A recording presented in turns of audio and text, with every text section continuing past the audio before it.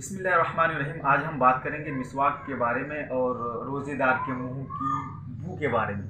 आपने सुना होगा कि रोज़ेदार के मुंह की बू अल्लाह के नज़दीक कस्तूरी से ज़्यादा पसंदीदा व पाकीज़ा है। देखिए, मुंह से बू कौन सी खुशबू तो आती नहीं, बदबू ही आती है। अब रोज़ेदार के मुंह की बू अल्लाह के नज़दीक पसंदीदा है तो बदबू उस वक्त आती है जब दांतों पे कुछ लगा होता है या पानी की किल्लतें होती है तो अंदर से एक तरह की बदबू आती है। अब ये बदबू आपको खुद पसंद नहीं है, अल्लाह को पसंद है। जिस चीज को आप अपने लिए पसंद नहीं समझते हैं, आपके मुंह से अगर बदबू आने लगती है, अजीब सा लगने लगता है, और उस चीज को आप अल्लाह के लिए पसंदीदा समझ रहे हैं। कहाँ तक सच्चाई है इस बात की? आइए मैं आपको बताता हूँ कि नबी सल्लल्लाहु अलैहि वसल्लम ने मिसवाक की पे क्यों जोर दिया जाए। आप सल्लल्लाहु अलैहि वसल्लम ने मिसवाक पे जोर दी।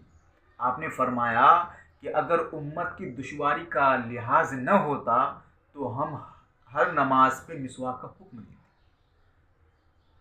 और मिसवाक से चाहे मंजन करे, आप टूथपेस्ट करें, कुछ भी करें, उससे मुंह की सफाई होती है, दांतों की सफाई होती है। हकीमों ने तभी उन्हें इस पर भी जोर दिया। इसके बहुत सारे बेशुमार फ़ायदे बताए हैं मिसवाक के बारे में। क्यों? ताकि आपका पेट सही रहे और हाजमा शक्ति मजबूत रहे, वगैरह बेशुमार फ़ायदे। दांतें मजबूत होंगे, मुंह से बदबू नहीं आएगी, एक तरह की मुंह की दांतों की बीमारियों से आप महफूज रहेंगे, वगैरह बहुत जो फ़ायदे बताए हैं हकीमों ने तबीबों ने मिसवाक की।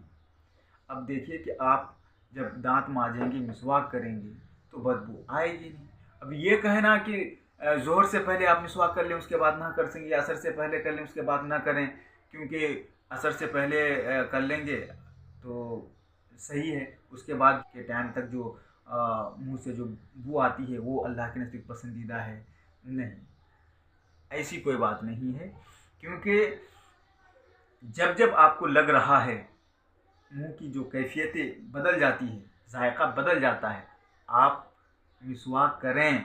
इसलिए अल्लाह के नबी सल्लल्लाहु अलैहि वसल्लम ने फरमाया कि अगर उम्मत की दुश्वारी का लिहाज ना होता तो हम हर नमाज पे उन्हें मिसवाक का हुक्म देते। तो और मिसवाक से होता क्या है?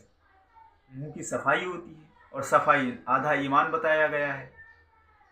तो एक तरफ ये बातें और एक तरफ ये कि मुंह की बू अल्लाह के नज़दीक कस्तूरी से ज़्यादा पसंदीदा है, ये बातें समझ में नहीं आती। क्योंकि जिस चीज़ को आप अपने लिए पसंद नहीं करते हैं, वो रब के लिए कैसे पसंद कर सकते हैं? आपके पास अगर कोई आके बैठता है, मुंह से बदबू आती है तो आपको फ़ौरन टोक देता है। आपने ब्रश की, आपने मिसवाक किया है, आपने दांत मांजा है, आपको बोल देता है।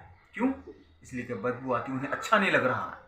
और ये भी आपको मालूम होगा कि अल्लाह के नबी सल्लल्लाहु अलैहि वसल्लम ने फरमाया कि प्याज और लहसुन, कच्चा प्याज और लहसुन खा के मस्जिद में ना आया करें। क्यों?